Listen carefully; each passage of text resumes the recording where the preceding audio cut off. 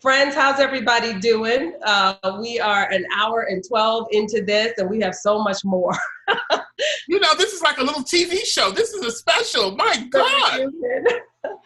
Andre. You're extraordinary. You got together this amazing group of people. From Diane von Furstenberg, Marc Jacobson, Dr. Janice Mays. I see up on the list now, Jonathan Becker. I see his name. Jonathan. His name is up there. Go on. I'm sorry. I saw it. Your other friends. But Andre, before Dr. Mays came on, you were telling us about having gone to New York, having worked with the incomparable Diane Vreeland. I have to ask you something, because you had studied her. You had admired her since you were a teenager. She was my heroine. There you were, both of you with your kabuki makeup. Yeah, because I used to put lipstick, Estee Lauder, great lipstick, on my cheeks the way she did, with Vaseline on top of it. Working with Diane Vreeland was the most extraordinary experience because she encouraged and enthused. Mrs. Vreeland taught me the narrative of clothes because she saw clothes as a narration of life. Every dress had a story. Behind that dress was the designer or the person who wore the dress and where they wore it. Was she assassinated in the dress as the Empress Sisi? Was she dancing in a dress?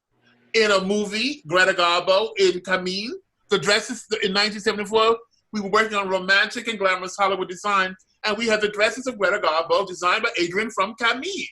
And these were the dresses that she had worn, the real clothes. Wow. And everything, Mrs. Vreeland didn't give you assignments. She talked to you as if she was having a conversation. And this is the way Janet said, I didn't think like other people. Mrs. Vreeland did not think like other people. She gave me assignments. I had to go to the office one day, and there was a gold lame dress worn by Claudette Colbert in a black and white version of Cleopatra. It was gold lame, bias cut, the most beautiful dress, the way French dresses were cut by Madame Vianney. Mm-hmm. Mrs. Vreeland sat down, then she stood up. She said, and she became Cleopatra. She stood like Cleopatra. Now, and she said, but she spoke like she was not Cleopatra. She was explaining who Cleopatra was to me. She's a queen. She's the queen of all of Egypt. She's a teenage queen. Now, Andre, she's a teenage queen. And she's running around on that hot terrace in Egypt, in Alexandria. And it's hot. And she's in the sun all day long with her white peacocks. And she's walking back and forth on those terraces. It's so hot. And all the people around her are old people. And she's a teenage queen with white peacocks following her. Now get cracking. Go put that dress up. Make something magical out of it. I don't know what the hell I was doing with this. I went out of the office like, she's a queen. They're peacocks. It's gold. It's sun. Whatever. The gold, the dress is gold. I thought about it and I processed it. I said, she's a young girl with this swimsuit cut dress. It's gold lame. She's got a suntan. She's in North Africa. What do I do? I asked the technical advisor, could I spray paint the mannequin gold? I got the idea from Goldfinger. You know, when in the film Goldfinger, the girl is sprayed dead. She's killed because the skin can't breathe because they spray painted her whole body gold and she died. And I said, may I spray the mannequin gold? They said, yes, you can. You have to use this kind of paint. I sprayed the dress, the color of the gold, the mannequin, the color of the gold dress. So it was gold on gold, so you could barely see the dress from the skin. So that was, for me, the sun-tanned Cleopatra. Mrs. Vreeland walked by and she said, the Red Sea was like the Red Sea at parties. She thought it was just amazing. I mean, the way she responded to that, after she had described to me who Cleopatra was, I wasn't told to go read a chapter about Cleopatra. I listened to what she thought Cleopatra was. And so this is always the way she was. But more than that, she was a dear friend. And I recently found out that she thought that I had such a great knowledge of fashion history. It was better than hers. Indeed. And she said to Andy Warhol and his cohorts, you must have him at the factory. This is what happened, and it's when I had to go home for Christmas. That January of 75, I started working at Interview Magazine for 75 hours a week, based on Mrs. Vreeland's recommendation, because she says you have to have him, because this man knows more about fashion than I do. Wow. So you then went on... A black skinny beanpole. A beanpole. From North Carolina with Diane Vreeland, who'd been the world. She lived in Paris, born in Paris, lived in London. And then she was the editor of Vogue, and then now she was the special consultant of costume. I was recently told this, and I was thunderstruck because I know she always was there for me. Yes. And then when she became old and she was a recluse, I used to go read to her. I used to go read books to her. I would read entire books. I'd go for dinner. She and I would have dinner alone in her beautiful apartment. And after dinner, we fuel ourselves with a few cups of vodka, little 10 bottles of vodka. And I would read everything. I read the book Queen Marie of Romania twice by Hannah Pakula. I read the memoirs of Baron Philippe de Rothschild. I was reading everything to her. She just wanted to hear me reading. And she would listen. She didn't interrupt until 3 and 4 in the morning because those were stories that came alive to her. Mm-hmm. She loved me reading about Queen Marie of Romania because she met Queen Marie of Romania. Everything that was with the past, the spiritual past, was a storehouse of wonder and luxury. The Belle Epoque was so great to her because of the horses. Yeah. She grew up with loving horses. She thought horses were the most elegant thing. She thought horses were elegant. She saw a coronation of the King George or something. Her mother took her there. All of these things became true, and she was so wonderful. And so I learned so much from her, and I learned so much, and I would have done anything for her as she did for me. And she also became a sort of mother figure for you. She and my grandmother were like the same, one and the same. Wow. This is why I wrote my first book, my first memoir, because it was a comparison between Mrs. Vreeland and my grandmother, the first chapter. Yeah. One day I realized that my grandmother and Mrs. Vreeland were the same women, strong values, discipline, maintenance is akin to godliness, impeccability. No matter what you have, polish it. Mrs. Vreeland polished everything. She had girls up there polishing the soles of her shoes. She had people ironing the sheets. She had the Vuitton luggage was shellac with varnish, yacht varnish. I learned all that from her.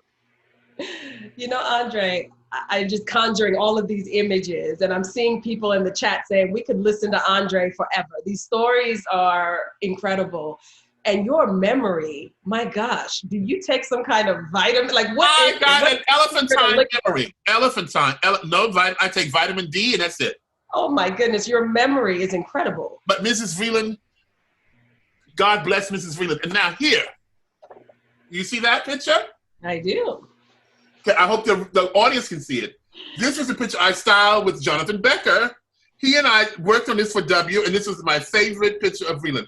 And she's wearing the dress from Madame Gray. And this was a Saturday afternoon. And we went up to Mrs. Vreeland's apartment. And this is what the result of it was. And this was an idea I had in John Fairchild. Let me go up there and cover Mrs. Vreeland's shoes. Look at the red Roger Vivier boots. Those of you with the book, it is actually in the book. Yes. And you can see it here. This picture is so very iconic. And I want to spend a moment just talking about this shoot and getting to shoot your mentor, your mother figure, together with our friend who's joining us now. There he is. Mr. Becker, I never see you. With that cigar, you Mr. Becker. I see your wife and your children, Roberta and Digby, were just here yesterday on my porch. You never come. Can you hear me? Of course I can hear you. Oh. What if it's in the backyard? What if it's your backyard? No. Yeah. He's in the woods. No, you had it paved. It looks great. You look great. Yeah. They made a patio. It's beautiful. Well, ladies and gentlemen, another legend in the industry, Mr. Jonathan Becker. I am so honored to have you here on this Zoom with us today. We are 1,300, Jonathan. 1,300 people are in this Zoom talk. So many friends with us. But Jonathan has a body of work like none other. I mean, 30 plus years with Vanity Fair. You have shot kings and queens and presidents and rock stars and fashion luminaries like Andre Leontalo. And Diane Vreeland. And the great Diane Vreeland. I have got to hear this story that Jonathan started to tell me, and I want to hear it, and I think everyone would love to hear it, how you two met on this shoot. I met Andre right there. We met in that apartment. I think Andre was there when I got there. And the weirdest thing is that I had met Diana Vreeland about a month or two before when I picked her up in the taxi cab. Because I was driving a taxi cab, and I saved this picture. This is me. Can you see it? Yes. Oh my Oh my goodness! History! Wow, Jonathan. History! So I was a taxi driver, and we'd had a conversation, and she remembered it. So, but there I met André, which was, in a way, over the long term, much more important to me personally. Jonathan, what were you doing driving a taxi? Well, paying the rent, you know. I drove at night, and I used to jump out of the cab and do stories for W. I was working for W.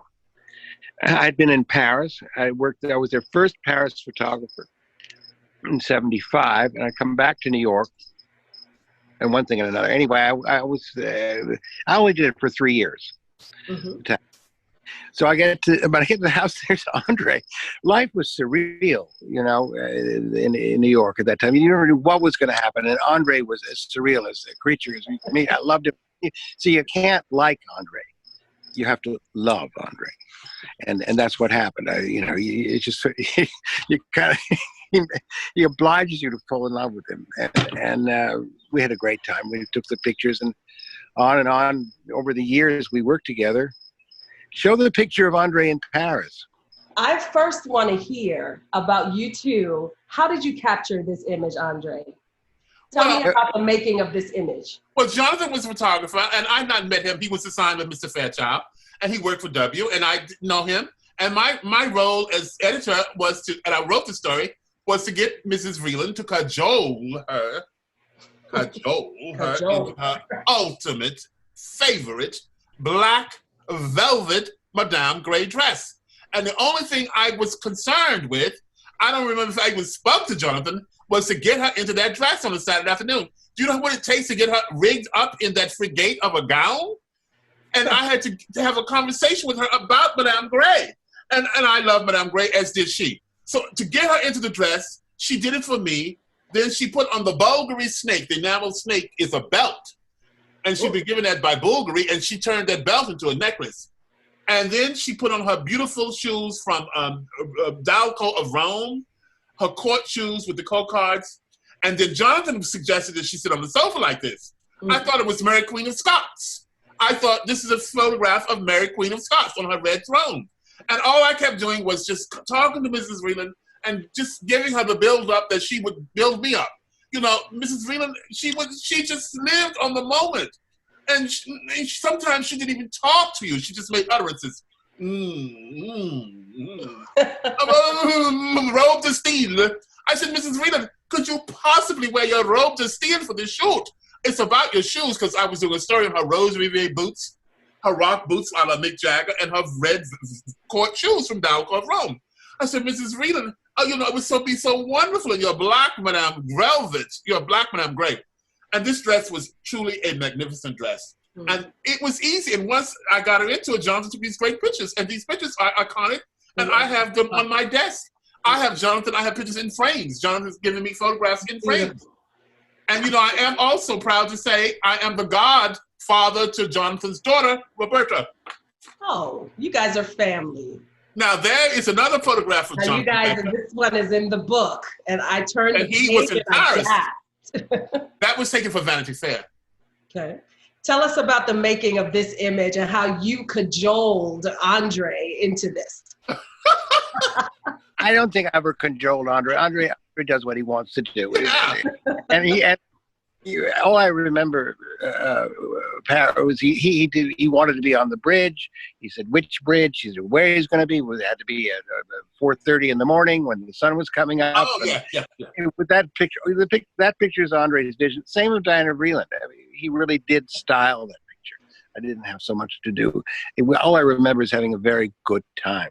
A good time? Have a good time with André. He's one of the best human beings I know. Oh, God, thank you. You are, too. André, what are you wearing here? He's been very generous with me all my life. Oh, listen to me. What I'm wearing is Tom Ford's magnificent court coat he made for one of the Met Balls, and my smoking dinner suit is from Ralph Lauren, gratefully, custom made, bespoke, and my shoes are not Manolo Blahnik, but Rose Vivier, custom made for me. The only man to have the Rose Vivier buckle shoe was for me, size 17. I still got them. Size 17, no doubt, people. Beautiful. But I want to talk about Jonathan.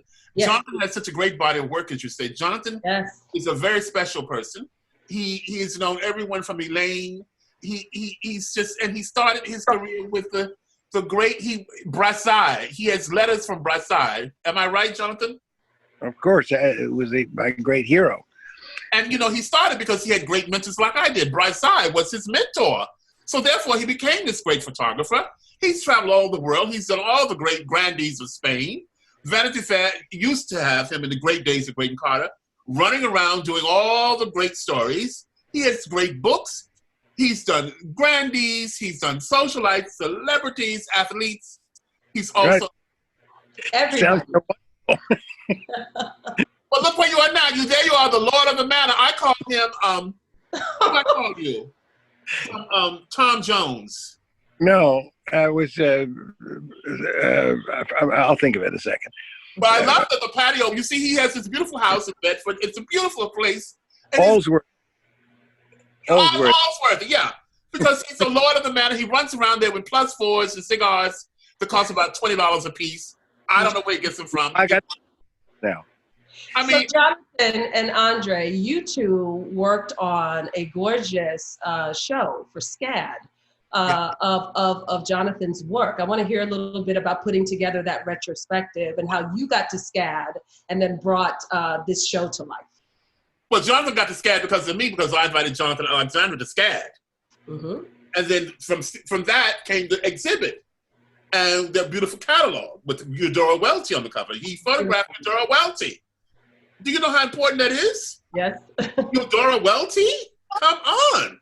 And I love Jonathan's photographs because he has beautiful photographs of things like esoteric subjects, like the chasse royale or the chasse, the sang de boeuf in Paris. The horses and the hounds running through the woods to kill a beef or something. It's all very elegant. It's all very historical. And it's very beautiful and moving.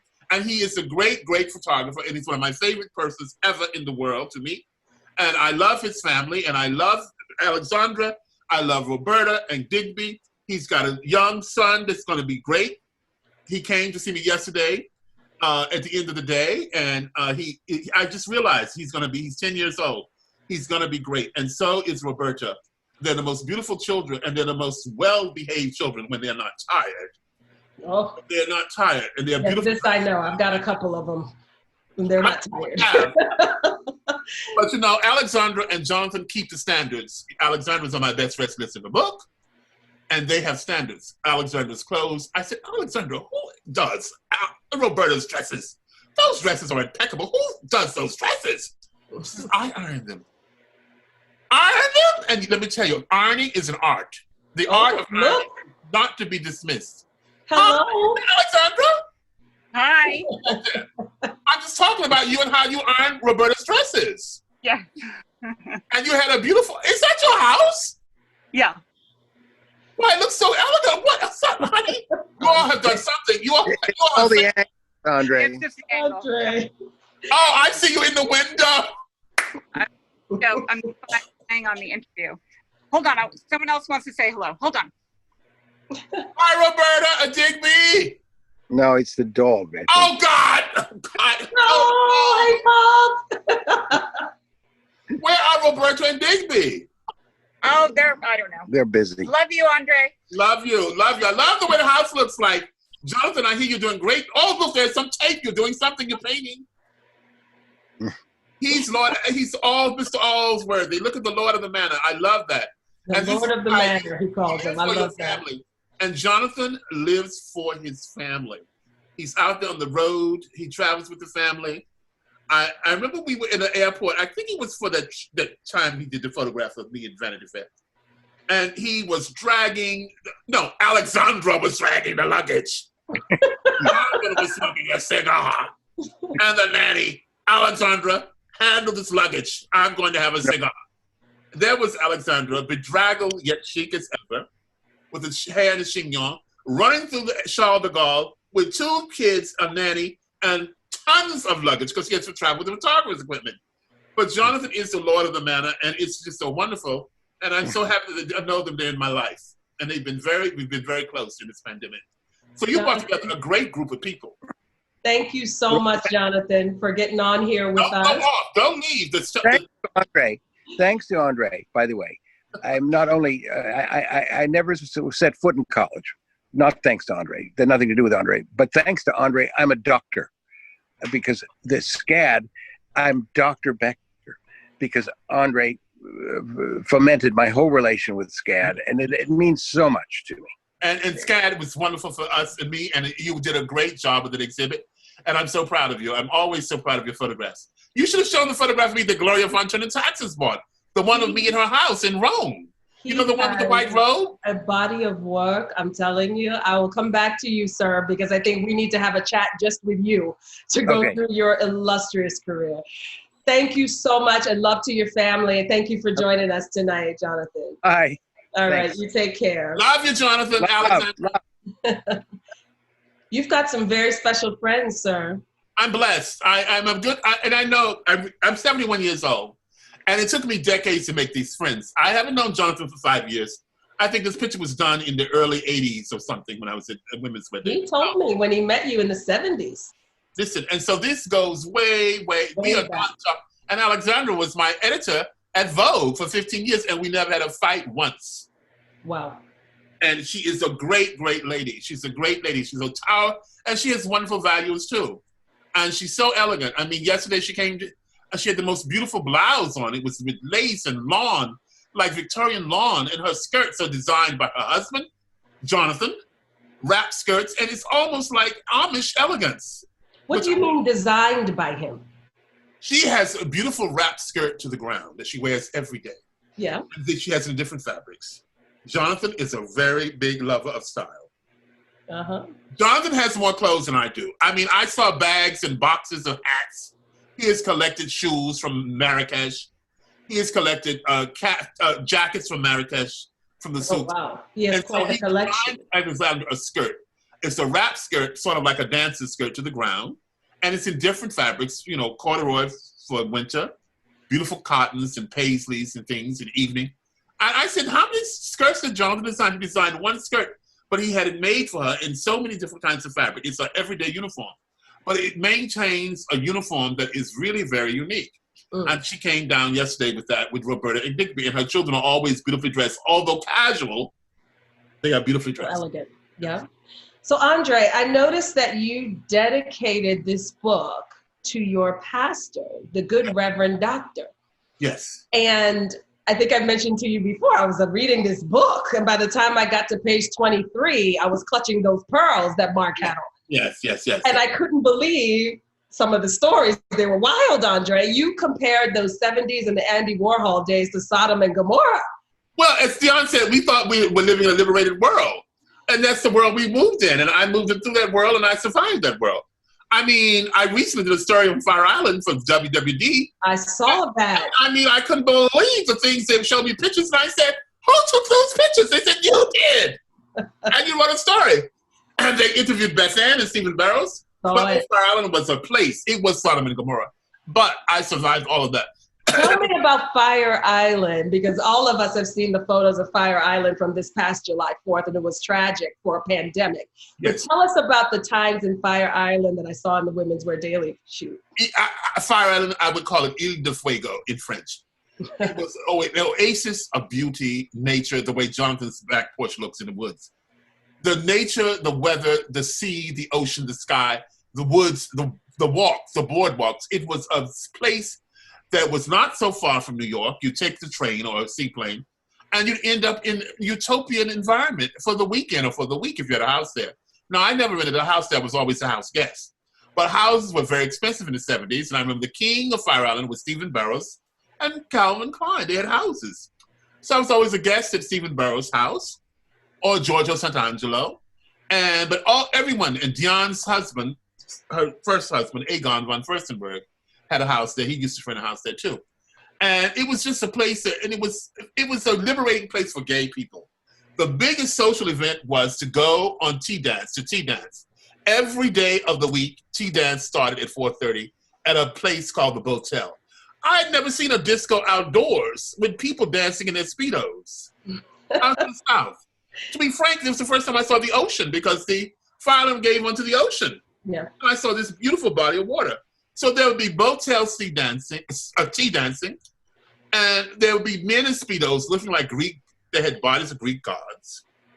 There'd be blue whale drinks. The drinks were blue whales. I think they were called blue whales because they were drinks. They had chipped blue ice. And, you know, it was a very wonderful, free place. At the same time, you could go there, you could be secluded in your house and not socialize. Mm-hmm. But then Stephen Burrs was sort of like an at-home person. Calvin was an at-home person. They were not always at the tea dance.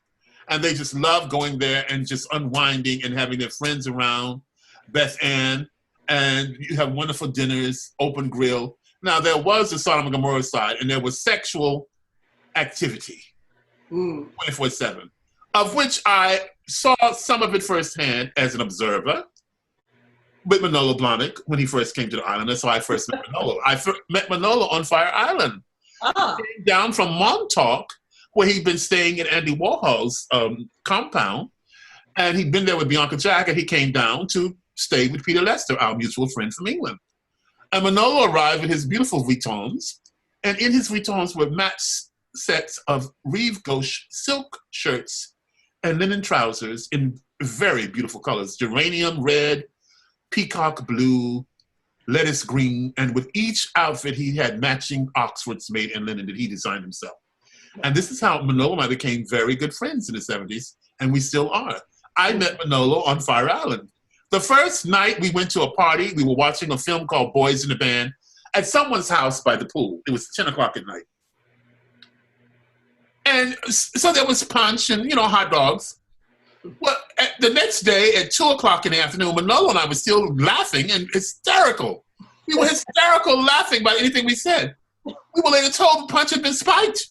I don't know if it was spiked with ecstasy or meth or whatever. We were laughing nonstop for 12 hours. And this is the way, and so you had to be very careful.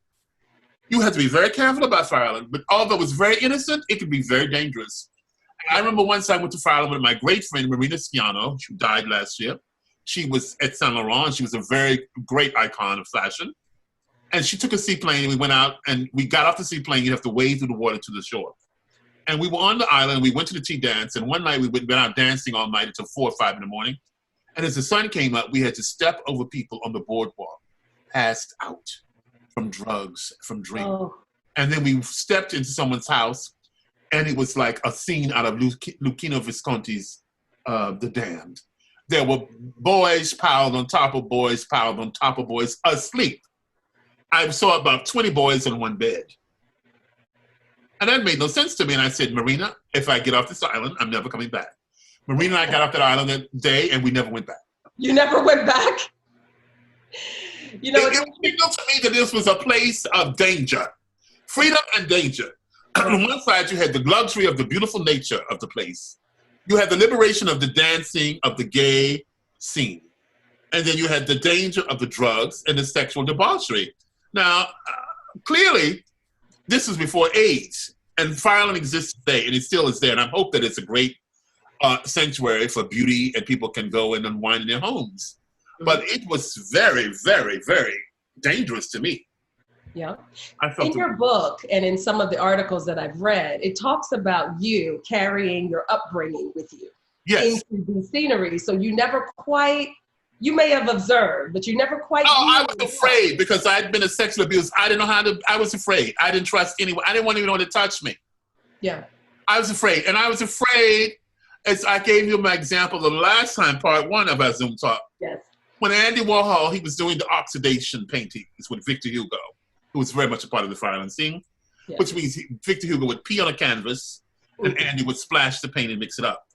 And at one point, Andy came back to the factory, into the interview office, and said to me one afternoon around 3 o'clock, "Oh, Andre, come back and let me take a picture of your penis, and then I'll give you a painting." And I said, "Oh, no, thank you, sir. No, no, no." I just said, "Sir." And I kept thinking, what if my grandmother found out one day that I had my penis painted by Andy Warhol? She would have had a heart attack. It just wasn't done. I mean, I was brought up in a very strict environment. Yes. And I remember there was a scandal in my house because in my Sunday school, a young friend of mine wanted to get me into trouble. And in Sunday school, you know how young people can be very evil and cruel to each other. Yes. He pulled out a condom and showed me this condom. And Sunday school. In Sunday school in church. And I said, what is that? He looked at it and he said, don't you know what it is? And the Sunday school teacher saw it and saw him. And it was then told to my grandmother, and it was described as a Merriweather. And a Merriweather, that was a term, then, a Merriweather. Mm-hmm. And my grandmother says, why were you looking at the Merriweather? I said, he showed it to me. I didn't know what it was. I didn't even know what it was. And that was like, this is what you have to be aware of. People will lure you into traps. Mm. And I never got into those traps. Sip on your rosé, darling. Sip on your rosé. I'm sipping, taking that in. I'd never heard of a Merriweather until now. André, let me ask you a question. After our last chat, and we've been on for so long, my kids climbed in bed with me and my little boy said to me, Mommy, how was your event? How was your chat? And I said, it went great. We had a really good time. And I had the book and they'd see me carrying this book around for a couple weeks. And he said, Mommy, who is he? Tell me about him. And I said, he's a Black man and he has become an icon in the fashion industry. He has traveled the entire world. And my son, 9, he's 10 now, a couple weeks ago, said to me, Mommy, he's like Yves Saint Laurent. And I was shocked. I have to tell you that he connected those dots and said, Mommy, he is like Yves Saint Laurent. And I said, what do you know about Yves Saint Laurent? And I had forgotten. He said, don't you remember you took me to the museum in Marrakesh? Oh. And I never realized how closely he paid attention. You see, that's so important.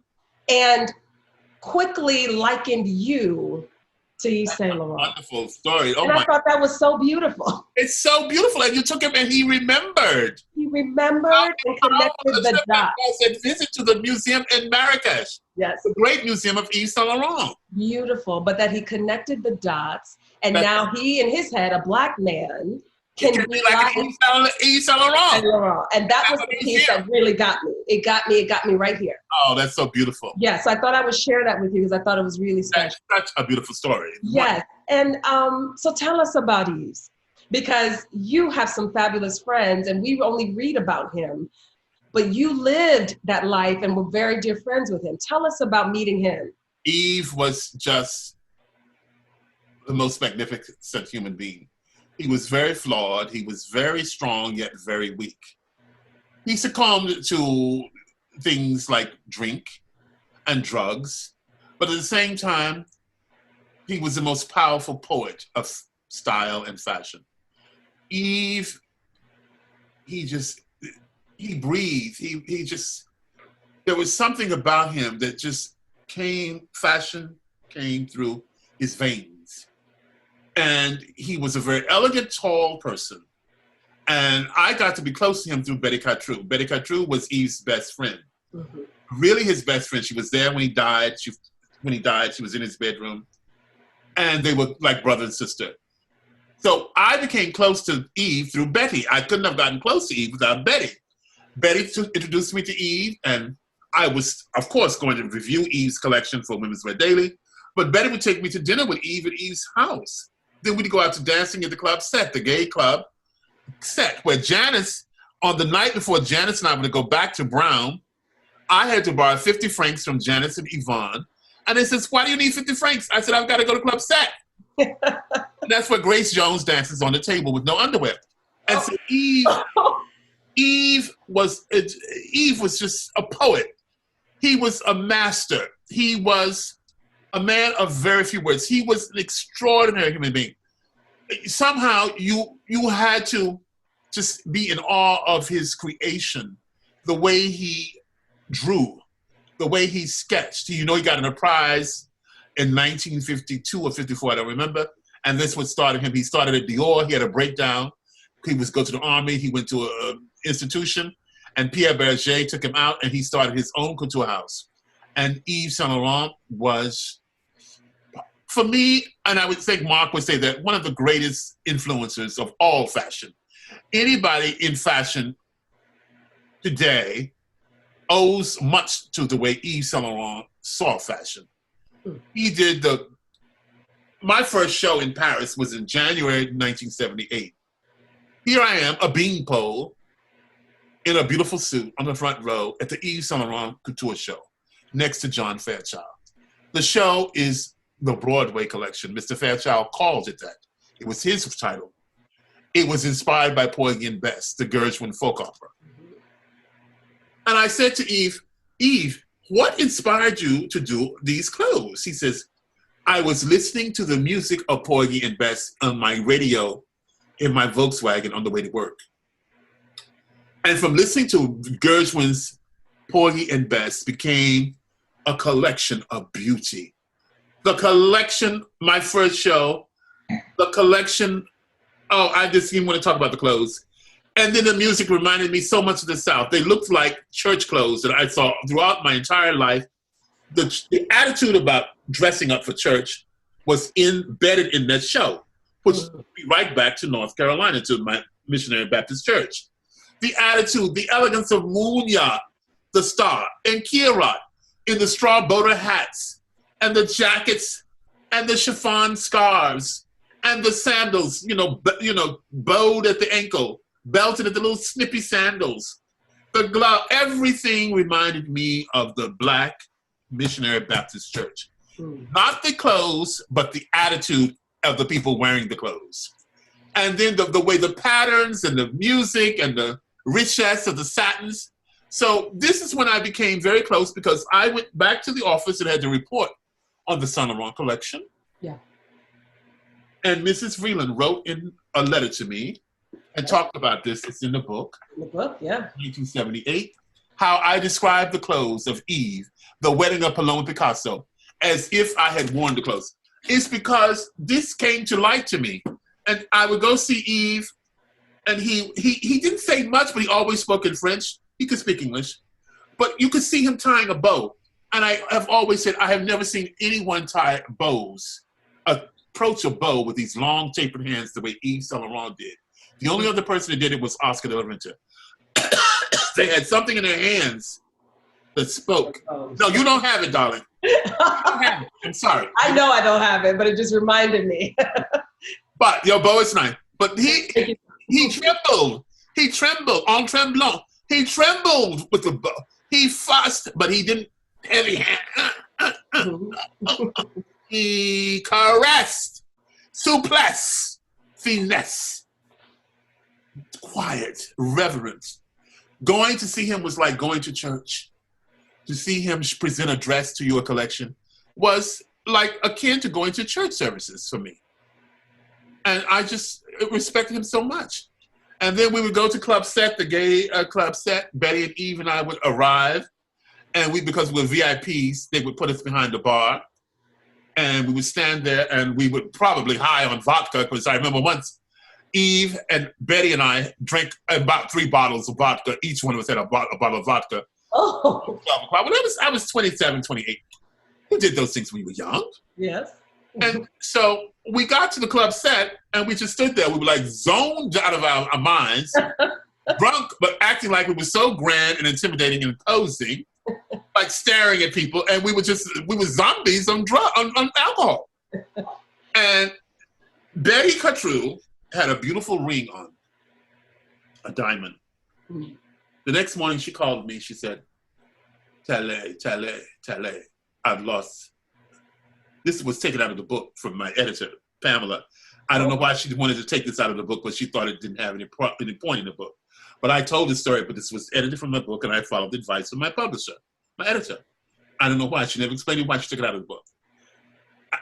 Tale, I've lost my engagement ring that Francois gave to me. He'll kill me. He'll kill me if I've lost that ring. I had it on when we left Eve's house last night. I don't have it on my finger this morning. What could have happened to the ring? I said, Betty, you've lost that ring? She says, Tally, I cannot tell him. where do you think the ring is? I said, Betty, hang up the phone and I'll call you back. I will sit down and think what we did as much as I could think I was in a fall. And I sat there for about 2 hours and I kept thinking about tracks. From the House of Eve, down the stairs to Club Set. I said, Betty, call Club Set. We never went to the dance floor. We were escorted into behind the bar. And I remember we're standing on slats, on wooden slats. Maybe that ring slipped off your finger and it's on the floor behind the bar at Club Set. She called the Club Set. The ring was behind the bar on the floor. As you said. And that's because I processed. I went back in my mind. I reversed our pattern. I remember we went into Club Set. We never danced. We stood there like we were some grandees, poobahs. And then we got up and we left. And I said, if it's not in the car, it's not on the sidewalk, it's not at Eve's house, it's not at your house. And there it was. After a bottle of vodka. You are each. A bottle of vodka each. You are incredible that you recall that. I lost my wedding ring in Barcelona last year. I wish I had been with you because perhaps. Oh, yes. Oh my God. Perhaps I could track it down because I'm still not. You know, I can track rings. You know, I can track diamonds. I'm going to tell you another story. It's not in the book. Tell me. This was at the Met Ball. And I'm not going to tell you the name of the person because she would not want it to be known. Okay. She sat down and she was next to me at the table. She had a beautiful Valentino dress on. And she says, oh my God, André, I've lost my diamond clips. I said, what do you mean you've lost your diamond clips? My jar clips? I said, you had jar on and you lost it? I said, what is wrong with you? What are you thinking? You lost jar clips? We just started the evening and you lost the pins? I said, tell me, where were you? Where did you go? What did you do? I went to the receiving line. I don't have my clips. When I left my house, the clips were on my dress. Now they're not there. I said, well, just tell me how you walked through the rooms, who you saw, what rooms you went through. I've called my house and I've asked my maid to go in the bathroom and see that I leave them on the thing by chance. And this is not someone who had been drinking vodka. And she was a very extraordinary lady. And she said, I don't know what I could do. I've lost those clips. They cost a fortune. They're probably $300,000 worth of diamonds. Wow. 2 clips. Oh. Not one, but 2. She was so rushed, she didn't pin them properly to the dress. I said, where did you go? The receiving line. I said, okay. I saw one of the security guards. I said, come in, sir. Come in. A beautiful black man.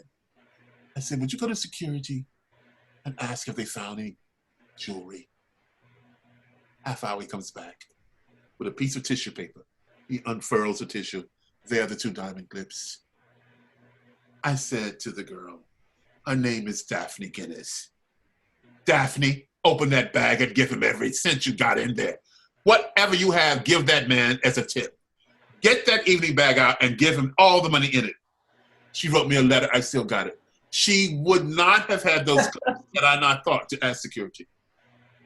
Oh, André, where were you in Barcelona when I lost my wedding ring? I cannot get over your memory. André, yes. There's a lot to talk about, but I'm going to skip ahead. Guys, I promise you, I will send you the links to part 1 and the 2 videos from the first session so you can catch up with us because I'm not going to have time to go over it all tonight. But I do want to touch quickly on Karl Lagerfeld. Yes. Karl was like a brother. You call him a surrogate brother. Yes, yes. Tell me about where that relationship began with your first interview and how it progressed to a 40-year plus really dear friendship. Yes. Well, I miss Karl, and Karl was a very kind, generous mentor. I learned so much from him about French history and culture and style. We began as friends. May 1975, I was at Interview Magazine. I was just beginning my career. I just beginning to meet Diane von Furstenberg, Carolina Herrera, Ronaldo Herrera. Andy said, André, you're going up to the Plaza Hotel with me, and you're going to interview Karl Lagerfeld for our Paris issue, which is coming out in August. And Antonio Lopez, the great illustrator, is going to do the sketches because he is the guest editor for an interview for that month. I said, oh my God, this is amazing. I mean, I am giving the assignment to interview Karl Lagerfeld. And I said, do your homework, read everything you can. I spent weeks reading everything that had been printed about him in Women's Wear Daily. about his career, how he won the same award that Eve had won the same year. I think Eve won it for a dress, Carl won it for a coat. Mm-hmm. He'd worked at Batu, he'd worked at Balmain. He was obsessed with the 18th century. Cut to the short, I go into the Plaza Hotel on a Sunday afternoon for tea, and there's Karl Lagerfeld and his entourage.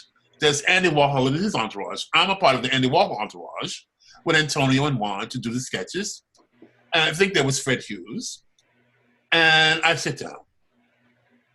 And Karl was so impressed with the questions that I asked him because it was so focused on the 18th century, his love of 18th century culture, food, furniture, gardens, paintings, everything. At the end of the interview, you know, you have a certain time. I knew it was after an hour I had the interview. It was a Q&A. You can still read it in Interview magazine. They still print it. And at the end of the interview, Karl says to me, please follow me into my room. Follow me into my bedroom. Suite. It was a suite. And I thought, what are we going to do in the suite? And it's 5 o'clock in the afternoon. And I go into the suite, reluctantly, but I showed that I had confidence. I didn't think he was going to try to hit on me. And there he opened these Goyard trunks and he started throwing clothes at me. Scarves and shirts. This look good on you. This look good on you. Take this. I'm tired of it. This will look great on you. This was the beginning of my wardrobe. And from that moment in May, I went to Women's Wear Daily in August of that year, and I had a Karl Lagerfeld custom-made wardrobe of silk, crepe de chine shirts, and mufflers. And this was my uniform. I had a green one and a pink one. And I wore them. I rotated them. And they were talking about me in Women's Wear Daily. They said, well, where does Mr. Tyler get these extraordinary shirts from? Because I was telling people they were from Karl Lagerfeld, of course. And they were wondering, well, how did I get to know Karl Lagerfeld? And clearly, I guess some people might have thought I had gone to bed with him. I had never went to bed with Karl Lagerfeld. And we were just close friends, and we bonded over our passion for fashion and French history. And from that moment on, we started writing letters. I have letters in my house in North Carolina, in the attic. Copious letters, handwritten. He loved to write. He loved stationery and paper. And then it became faxes. And Karl never emailed me, but he did love to do faxes. And I had beautiful long faxes from him.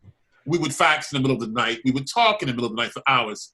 He was generous, but he could be as mean, as I said in the book, as a black mamba snake. You know, it's a lethal snake. It's a nervous little black snake, a little African snake. Yeah. I think that he could have been sexually abused as a child. I don't know. He was just abused as a child. Yeah. He told me the story how his mother had strapped him to the bed to keep him from, eating in the middle of the night, going to the refrigerator. But I think he had some sort of abuse that he never talked about. Mm-hmm. And I think if we shared that, it would have helped us both. Yeah. Because I could have said to Karl I had been sexually abused, but we never talked like that. We talked about history, and we talked about books. This is where I had a love for books, but he really gave me the passion for books, because every day he would go home, he'd go by a bookstore and send me books. He sent all his friends books. He would buy books like 4 and 5, 6 at a time and have them sent to me by a chauffeur. Wow. And he had so many books. He knew so much. He spoke so many languages. This is what made him a great designer. He was a hard-working designer. He was generous to friends until he got mad at them, and then he would be mad at them. He would love them. Paloma Picasso, he loved. He made her wedding dress. He gave her a wedding dinner until one day he got mad at her and never spoke to her again. The same for Inès de la Fressange. He made up with her. The same for Laure de Beauvau-Crayon. The same for Princess Diane de Beauvau-Crayon. Kitty de Lacio, who got him the job at Chanel. He had the doors of Chanel closed to her. Francis Stein, a former Vogue editor, who was in Paris making accessories for Chanel, refused entry to the studio because Karl got mad. And when he got mad, he just got mad. I don't know why he got mad at me. I think it was because I asked him for Chanel's money to do a retrospective on Deborah Turbeville, who was a great photographer. And I should have said, Karl, could we have the funds to do a Deborah Turbeville Karl Lagerfeld retrospective? Mm-hmm, mm-hmm. So I don't know why he was mad at me, but then, he died, and people have told me that he always asked for me. A dear friend, Natasha Fraser Cavazzoni, told me this recently.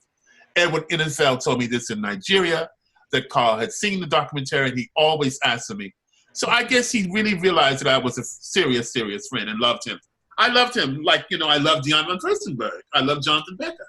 Yeah. But he could drop you like a hot potato. And that was it was sad to read that in the book, the decades of a deep brotherhood, friendship that you shared, and then suddenly he was gone. He gave me, when I turned 50, he gave me $50,000 just like that, a check. Oh, I need friends like that, André. Oh, wait a minute. Listen, he gave me the check sitting in his desk at Chanel.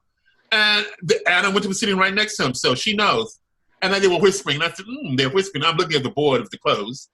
And then he hands me this check for $50,000, $1,000 each year. Well, I didn't cash the check. I did get $25,000 of it.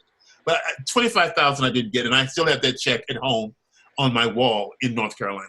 That's a special friend, André. He was a very dear special friend. Very, very, very dear and special friend. And very tragic the way our friendship ended. Yeah, it was very, very sad to... My book is an epistle. It's an epistle of love, but there is sadness in it. And there is some darkness and light in the book. There's light and darkness in the book. And that's what makes it such a special book, André, I have to tell you. You never knew what you were going to run into, on the next chapter or on the next page. It was a really, really a special, special book. Thank you. You said something once again on your Instagram, because I've been checking it. When Karl Lagerfeld passed away, you posted on your Instagram these gorgeous flowers. Yes. You said, "Goodbye, Karl. Yeah. These are red camellias grown in my dear friend Georgia Donaldson's garden in Raleigh, yes, North Carolina. They are for you. I humbly honor you with nature and wonder. Yes. These marvelous blooms, you will be missed by so many. You were a giant of a man. You were like my surrogate brother." I love that you mentioned this, Albert, because this was heartfelt when I did this. Georgia, who couldn't join us tonight, she had some... Georgia is actually here tonight. No, she wrote me and said she couldn't make it because she had... Georgia is a wonderful secret keeper. Oh, she told me she was going to be at some theatrical event. Well, this is the theatrical event. Georgia, you fibbed to me. You fibbed. I know. Georgia is a fabulous vault, and she kept our secret beautifully. So here she is. She is the one whose garden these flowers came from, that you used to write your goodbye to Karl. Because, and I think I also had flowers to you from Lee, because Lee had died earlier, right? The same you did. Yes, same week. And Georgia is like one of these friends, Diane. Georgia and I became friends, and let her tell us but we are friends. She's my surrogate sister. She's near to me for everything. And it's the most unlikely friendship. The most unlikely. But Georgia and I have been dear friends. And that week that Karl died, Georgia came into my suite at the inn. I was staying at the Farrington Inn. Beautiful suite. She'd come every day from Raleigh, drive up, sit there in the corner on the sofa and knit as I was dealing with all this death and tragedy. And she'd bring me beautiful lunches, Brunswick stew, homemade Georgia. Baskets and the linen napkins and the polished silver and the plates and etc. And this was just style at its best. And that's what I most appreciate about Georgia. And Georgia and I just laugh sometimes. Sometimes I tell her, I can't talk today because I'm so blue. But Georgia is wonderful. Tell Abba how we met, Georgia.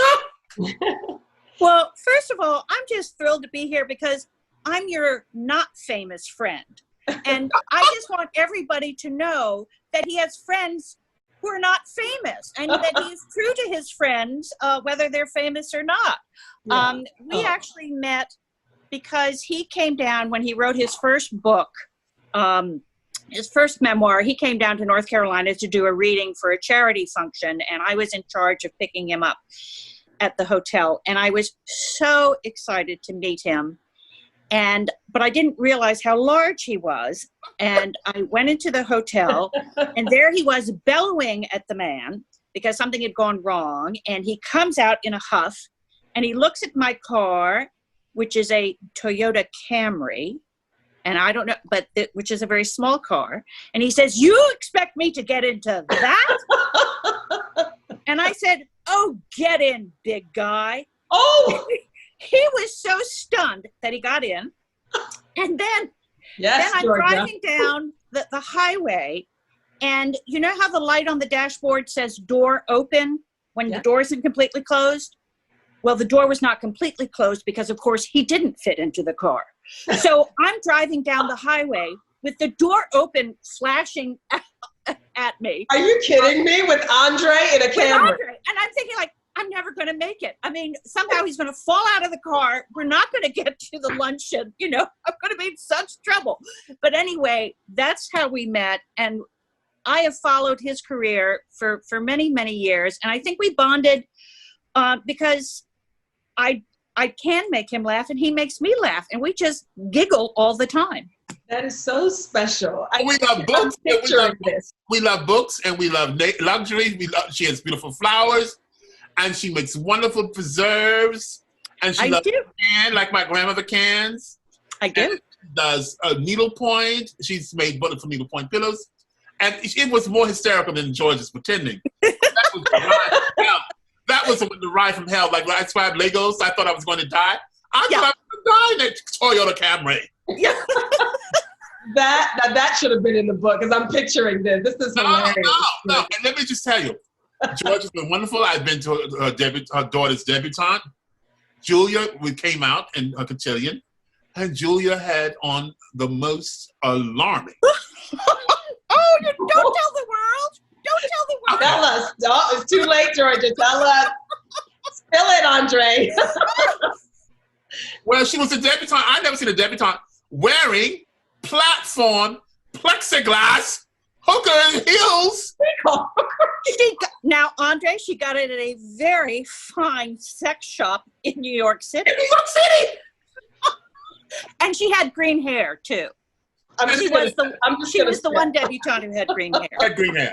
Yeah. The plexiglass shoes were the highest platforms, and they were ankle strap hooker heels. Yes. Cheers to hooker heels. But anyway, George is a dear friend. Georgia. And Georgia came up last year when I talked with Amy Fine Collins on the Best Dressed List book. Yes. We had a wonderful dinner at Montreal. Remember, Georgia? I do. The year before that, you came up for the opening of the documentary. You were invited to the opening, the big thing, the opening, remember? Yes. Now, I'm going to tell a cute story about the documentary. I mean, please. Diane von Furstenberg said that she told you to smile. Well, I was sitting behind her and my phone kept buzzing, right? I was getting texts all the time. And of course, I'm like, who is trying to reach me? I'm in New York. I'm watching my friend's film. I'm so excited. Who is trying to reach me? Well, after the film is over, I look to see who's been texting me. Well, it's Andre. He was not sitting in the room. He was outside of the room, and he wanted to know, well, what does everybody think? Are they laughing? What are they thinking? Blah, blah, blah. He was texting me throughout the entire movie. So it was very You were cute. his eyes and ears in the room. Yes. Oh, you guys are so cute. Georgia, I promised to ask you, I want to know about Brunswick stew. Guys, she said to me, you must not be from the South. I said, well, I passed through, but what is this stew? Well, Brunswick stew is originally made out of squirrel, that the hunters would go out and shoot squirrels. Andre, you ate it. You didn't eat squirrel. But no, luckily, Andre, I did not bring you squirrel Brunswick stew. No. Chicken Brunswick stew. And it is chicken and lima beans and potatoes and corn. It's delicious. And it's delicious, yes. So that's what Brunswick stew is. I'm coming to see you in North Carolina. I'd like the chicken version, please. Okay, all right. Thank you for having me. Georgia, you are delightful, and I thank you so much for honoring us with your presence and being here tonight. This is your life, Georgia. This is your life. Yeah. This is your life, André Leontali. See you later, Georgia. All right, thank bye-bye. you. Don't go anywhere. There's more.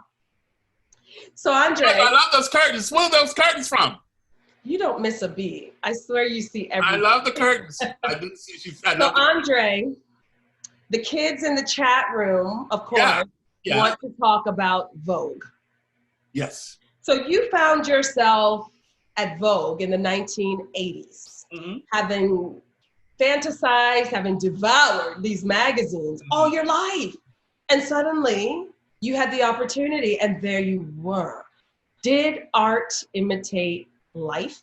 Is it what you expected? It did. I had glorious moments. I had a glorious ride. I started at Vogue in 1983 as the fashion news editor. Then, of course, you know, Anna Wintour named me the creative director, the first Black man ever. Yeah. I pioneered that role. It's never been held by a Black man since. And I had great moments. And I continued to evolve with my friendship with Karl Lagerfeld, my friendships with Givenchy, Gianni Versace, my friendships with so many great women, icons of style. So many have gone, and I miss them every day. And I would love to do a third book where I speak about my great friendship with women. The great Saul Schlumberger, an art patron, who gave me her house to do the John Galliano show in 1994 that jump-started his career and made him the famous person that he became. There's Ann Bass, who just died on April 1 of this year. We were very close friends. Lee Radziwill. I mean, all these great women, CC Guest that I knew. So Vogue was very much a place that I felt at home because I knew that no matter who the skinny white girls were in high heels, I belonged there because of my knowledge and my smartness. I always say, like Judge Judy, they didn't keep me here for my looks, they kept me here because I was smart. Anna Wintour knew that somehow the word was out through Andy Warhol and Diane Vreeland that I was smart, that I knew a thing or two about fashion. And I think that's why she named me the creative director. She had great people on her staff, Grace Coddington, one of the greatest. Yeah. Tawny Goodman, one of the greatest. Colleen Surfer-Duzel, one of the greatest. But my life at Vogue was just a roller coaster ride of beauty, glamour, and sometimes hardships. I got to live in the luxury of the Ritz Hotel. Now, that doesn't happen today anymore. I think those days are over. Yeah. But then the Vogue editors stayed at the Ritz Hotel. The Vogue editors had cars purring at the curb, black town cars. Dinners were paid for, expense accounts. You used to go to the collections. You go upstairs to the cashier. You put in for $15,000 or $10,000 for your expenses for the entire 3 weeks of covering fashion in Europe. That would never happen today. Mm-hmm. And I remember when I was first at Vogue, there was no such thing as an expense account. You did not have to turn in receipts for your trips. You didn't. You did. Well, maybe you did, but you didn't really have to say every single dinner. But I just remember it was just a great place. We could work very hard. I don't want to just take down we worked hard. Yeah. We got to a place in the world where we were considered the best and the foremost. And people wanted to be friends with us. People wanted to be friends. Vera Wang was one of my colleagues there. Before she was a designer, she was an editor at Vogue, one of the youngest editors. So people wanted to know us because we were representing the best of Vogue. Yeah. Anna Wintour, Vera Wang, myself, Polly Mellon, Grace Coddington. And couture collections were marvelous. Dinners were marvelous. Karl Lagerfeld gave dinners every season for Vogue and Anna Wintour, the staff of Vogue, the American staff. Very exclusive dinners at home. And that's the world that I moved in, and I felt very good in that world. At the same time, I was a very close friend with Karl Lagerfeld. Yep. I went everywhere with Karl Lagerfeld. We went on vacations together. In 2000, I spent 3 weeks at his house, in his villa in Biarritz. He sent me down with his chauffeur limousine, with his chauffeur. He took the plane, and I went down by car. He also bought me a new Vuitton suitcase that I wanted.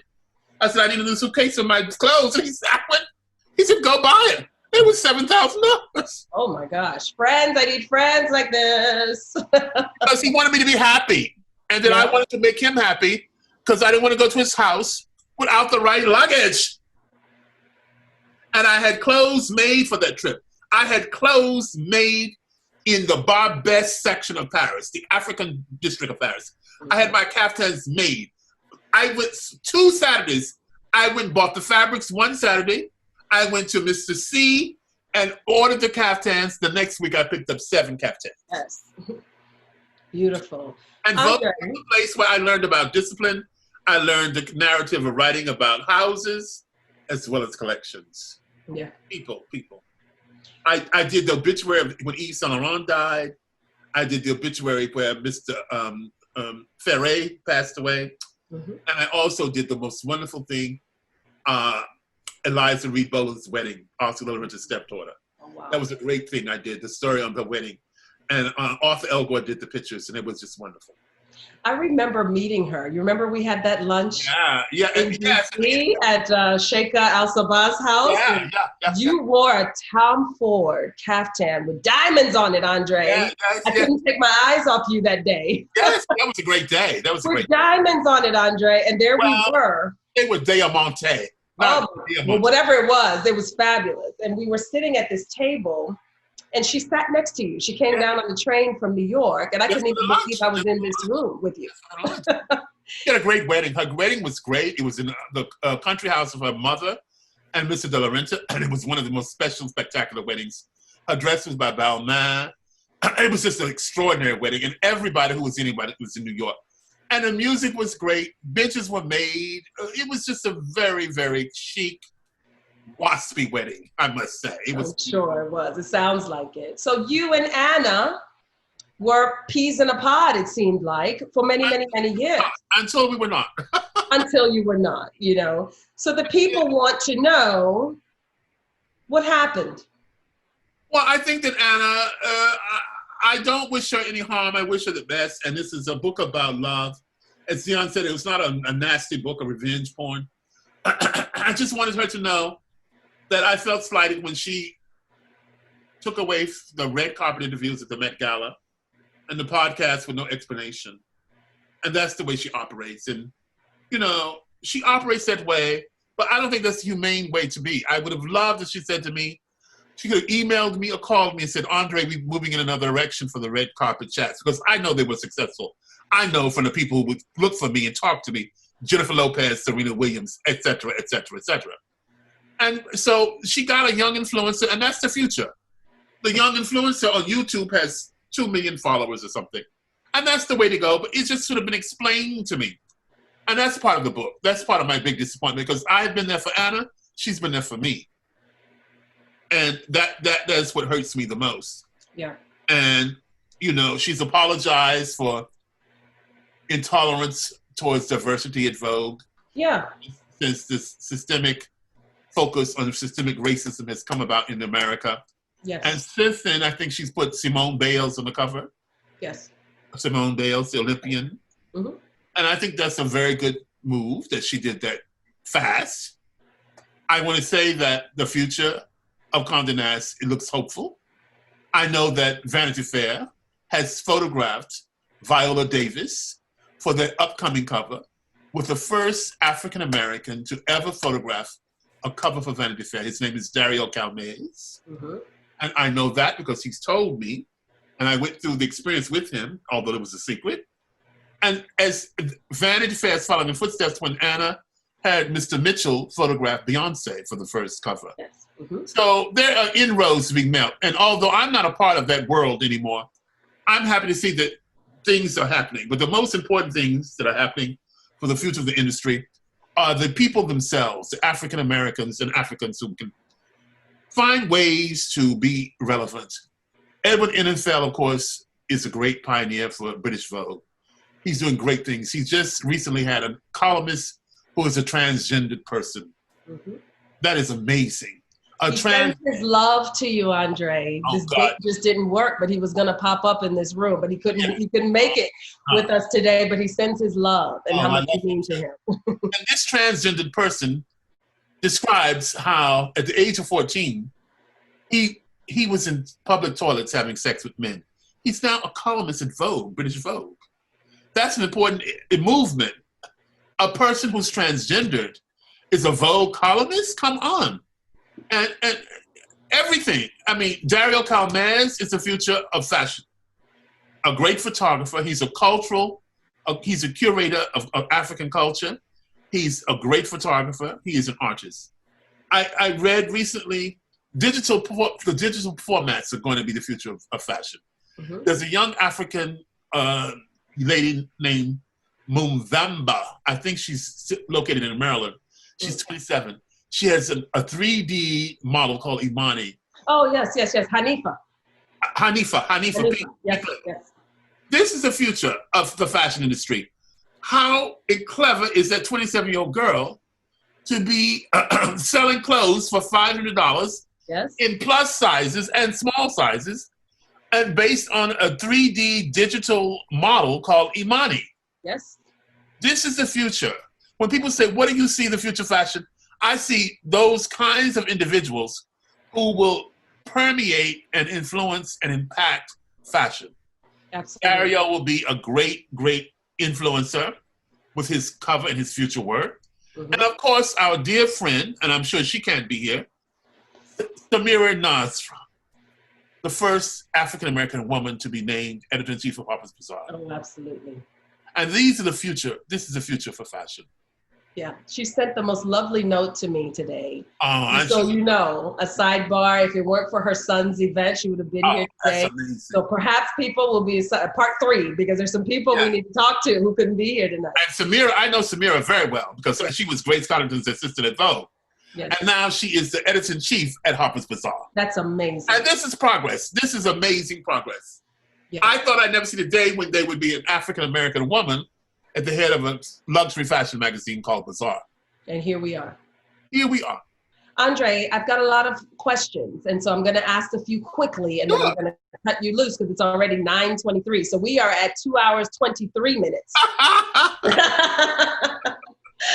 Okay, so Victoria Lloyd from London, who I'm sure has fallen asleep by now, asked the question, if you could have ever created a runway collection of your own, what would it have included and what would have inspired you? If I'd ever created a runway collection of my own, it would have been inspired by African Americans. I would have tried to do a collection based on the journey and the flight of our race through women like Harriet Tubman into the 20th century, into iconic women. I would try to do something like John Galliano, who would divide a show into 3 parts. I'd start with Harriet Tubman and the Underground Railroad. I'd go into the 20th century. I would start with the lady who did the Great Beauty Empire. What's her name? Miss Walker. Yes. Yes. You know what I'm talking about? Who? From where? From America. She had the first Great Beauty Empire. She did hair products for Black women. Goodness, I just watched her whole Walker. Yes. Then I would go into the iconic women of our times who've done so much wonderful. They would include all kinds of people from Billie Holiday, Nina Simone, to Toni Morrison. Nina Simone. Oh, wow. Billie Holiday, Toni Morrison, Lena Horne. All right. It would be such a confluence and conflation of styles that would create a style of today. That's the way I would answer that question. Okay, great answer. Okay. Another question, Andre, you styled Melania Trump for her wedding, did you not? Yes. Tell us about that. Well, I didn't so much style her as I was assisting her. I was assigned by Anna Wintour. This was an assignment given to me by Anna Wintour. I was called to the office and said, you're going to Paris to help Melania get her wedding dress. So of that couture collection, it was in July. Melania went to every single couture show. Dior, Chanel, Valentino. She ended up at Dior. She selected a dress from Dior. But she was so polite to everyone. She was not a diva. She went to every show and she went to every showroom to try on the dresses, what she thought would be a wedding dress. She ended up with a Dior dress, and that's a dress I would have picked, and I encouraged her. I cajoled her. And I'm going to sit because you said cajoled again. Sit. And so she had fittings in New York at the Hotel Plaza Athénée. Mm-hmm. She had a fitting. It took 8 hours, 4 hours in the morning. 8 hours? Yeah. She broke for a light refreshments. And she stood there quietly and fitted that dress for 8 hours. And so then, of course, I was invited to the wedding. So was Anna Wintour. So was Hillary Clinton. So was Bill Clinton. So was Chris Smith. So was Shaq O'Neal. And it was an amazing event. It was amazing. She is confident in who she is. And I sat with her quietly. She then had Vera Wang as her after wedding dress. So it was a very wonderful experience. I stayed in Mar-a-Lago. I stayed in a guest cottage adjacent to Mar-a-Lago. Thank God they put me in a cottage that was not the main house. I think Sally Single was also there. And it was just an amazing event. And I'm now seeing that a colleague of ours at Vogue, is writing a book about Melania, a tell-all called Melania and Me. Stephanie Winston-Walkoff, who helped her organize the inaugural ball, is writing a tell-all book coming out on September the 1st. So I'm fascinated by that. All I can say is, yes, I did work with Miss Melania, and Tawny did the cover, and she wore the wedding dress. I did not do the cover. I was not the style editor on that. But I had gone with her through the motions and the steps of selecting the dress and the fittings for the dress. So it was interesting to watch in your film recently how you had gone through that with Melania, but then you were so devastated when Trump took office. But you and Maureen Dowd also commented on the style of Melania's style. How were you able to separate yourself from the enormity of the moment and how devastated clearly you looked and felt by the new administration, but also were able to just extract yourself from that and focus on her style for the day? When she became First Lady, she was married long before she became First Lady. Yes. So it was around 2004 or 5 when I went with her to the wedding. Yes. So we were friends, and then we sort of kept contact.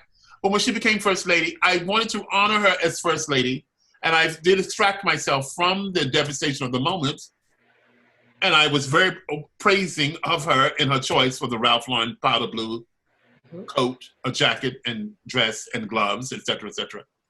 And I was very proud of her in that day, and I felt that I had to express it in a documentary. Okay. But I was saddened by the whole thing. I know you were devastated. So what was it like to work with Mrs. Obama for Vogue on her cover shoot, and you wrote the story? I did not work on the cover shoot. That's always Tawny. Tawny was the cover editor. Okay. I went down and profiled her. I wrote the story. Okay. And I had nothing to do with the choice of clothes for the pictures or anything. And people said, well, you styled Mrs. Obama. I never took credit for styling Mrs. Obama, anything. No one had to style Mrs. Obama. She had styled herself. She was great, and she was wonderful. She was warm and engaging, and she was a sincere human. She showed human warmth to me, and it showed in so many ways when I later went to the White House with Maureen Dowd. She remembered me and all of that. So it was a different kind of moment, and I really honor her, and I think that she was the great first African-American First Lady that we saw in our lifetime, and she does us proud. And I was proud to be able to write that story. Amazing. So Hannah Reese asked the question, was there anything you were nervous about including in this book? No. Ooh. No. Point blank, no. Okay. If I got to be 71, I thought I could write whatever I wanted to write. All right. And I put it in there. No. No, Hannah, no. What did you hope a reader would learn about you after reading this book? And if you could go back and talk to your younger self, what advice would you give? I would give the same advice I gave my younger self. I would leave home and never look back. I would leave home boldly, proudly, with confidence, and knowing that I was aiming for a life that would be better than the life I had growing up in the segregated South. And that's what I would say to myself. And I would want someone to come away from the book thinking, this is a person who, as Diane said, who's loyal, who has great values, who is empathetic, has empathy, and believes in humanity. That I want people to see that I am not intimidating and I'm not pretentious, but that I am very proud of my journey. Okay, beautiful. I love that. Tawana Copeland wants to know, after you wrote your book, is there one person you wish you'd left out? Not at all.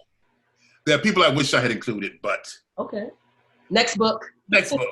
Next book. Next book. Okay, so Sonia Davis asks, what is Mr. Talley up to these days? Any personal business ventures, any adventures? What's next? To be talked about in the next part 3. Oh, guys, you heard it here. There will be a part 3. We got lots to talk about. Yeah. Has there been, Sonia again, has there been any backlash from the intimate content of your book? And if so, which parts? No, there's been no backlash whatsoever. There's only been great admiration and accolades of bravery. Mm-hmm. People have been responding to the book beautifully, and I am blessed with that. Okay. I've received no backlash. Okay, good. None whatsoever. Jason Bond asked the question, why was it important for you to write this memoir at this time? It was important to leave I wanted to chronicle my journey. I'd reached 71 years old. I wanted to tell my story, and I had the confidence to tell the story after the documentary. The way the documentary was received with so much love from strangers as well as friends gave me the confidence to do the book. Okay.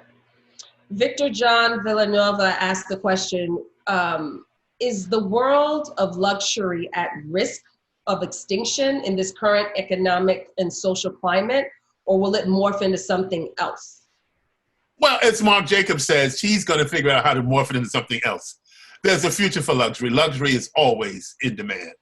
I don't know what form it's going to take. I'm not a crystal ball soothsayer, but there's always going to be some moments of luxury. The luxury of, a beautiful cylinder of white flowers. Someone sent me a candle today. That's luxury. A candle came to me out of surprise, and I thought, that's great luxury. In this time of focus on being healthy and avoiding the virus, what is luxury today? It is the sudden arrival of a great book. Mm. The arrival of Frederick Douglass's biography, a Pulitzer Prize biography. This is luxury. It always has been.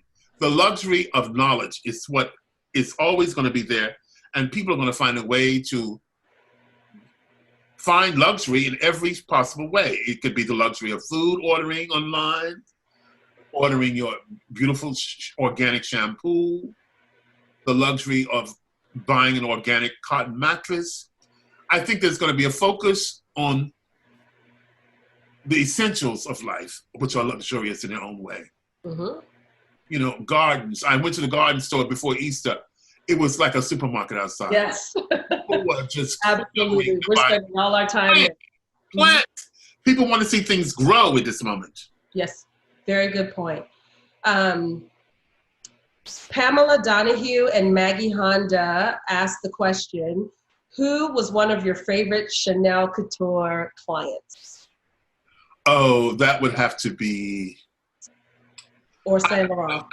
Sal Schlumberger was my favorite person to go shopping with. Oh, Sal shopped at Chanel and Saint Laurent and Valentino. Sal, and I would say, and Bass. Sal Schlumberger bought the most extravagant clothes. I mean, the clothes were just, she bought clothes she didn't even wear once for dinner. Mm-hmm. I mean, she ended up just wearing, the most expensive Lacroix outfit, evening gown. She wore it once. She gave a dinner for Sylvester Stallone in her house, and she wore that outfit then. I mean, she loved the clothes, and she just was amused. She was passionate about her choices, and so was Ann Bass, and I loved shopping with them. Yeah. I also loved shopping with Lee Radziwill, because she went to the couture, and she didn't buy anything, and she just said, she would look at the clothes. She loved the experience of looking at the clothes. She was a great editor, and she would just slash through it, and she would just make very wise decisions. She had great taste. But I always loved all the women I ever shopped with. Nan Kempner was a great, great person. Lynn Wyatt of Houston was a great person. I went with her. I also went with Diana Ross shopping, but not for dresses, jewelry, vintage diamonds, and that was a great experience with Betty Catrou when I first went to Paris, and that was just fabulous. You see me dancing with Diana Ross at Studio 54. Amazing. Well, I went with her shopping for diamonds and eat oxygar just to wear to the club set, and she went into the store. And she never had to present a credit card or anything. Black in Paris in 1978. The lady says, Madame, where will we send this to your hotel? The Place Athénée. She walks out of the store. Diamond bracelets that had been ordered was sent to her by messenger at the plaza for her to wear that evening. And no money was exchanged. Wow. I was so in awe. A black woman, only this could have happened in Paris. They knew it was Diana Ross. And they gave her the diamonds because they knew she was going to get paid for them. They knew the money was good. And this was a very wonderful experience for me when I first went to Paris in 1978. I can't imagine experiencing that as a young black woman. Diana Ross shopping for diamond bracelets? Honey. After lunch at Maxine's? Who can say they had that experience? No one but you, Andre. Who can say that? That is incredible. So Julie Davis and a bunch of other people have sent the same question. Andre, why have you not found love or made room in your life for love? Well, I have resigned myself that there's no room in life for love, that people are destined for certain reasons. And maybe it's not part of my destiny. I often think about it almost every day. I realize that perhaps I was intimidating. I don't know. And I don't have the answer to that question, but I wish there was, but I don't have the answer to the question. You don't have it. Okay. And I'm so sorry. I can't answer that, girls, ladies. Ladies, he's not going to answer that one about love, but that came up several times. Several times I miss love, but I don't know. Don't know. Okay. I am going to stop here, Andre, because I literally have 45 questions. And so I don't know. We're going to have another session because this is getting late.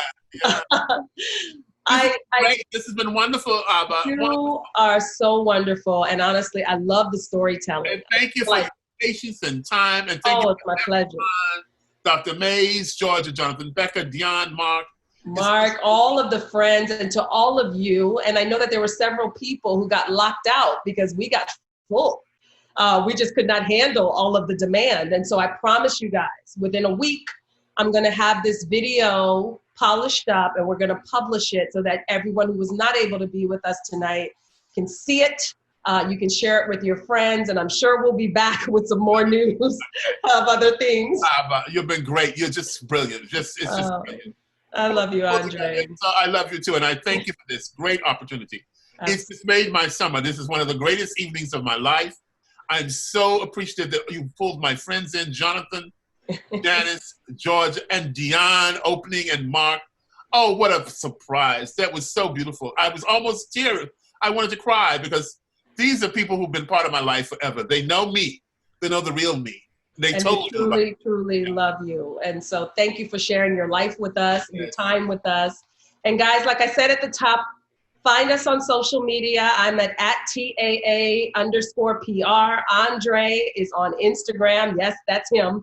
And he is on Twitter. So @officialALT on Twitter and Andre Leon Talley on Instagram. Tell us about tonight. Share your picture, share your questions, and hopefully we'll come back to you with some more news soon. Thank you. God bless, and thank you for this wonderful evening, Abba.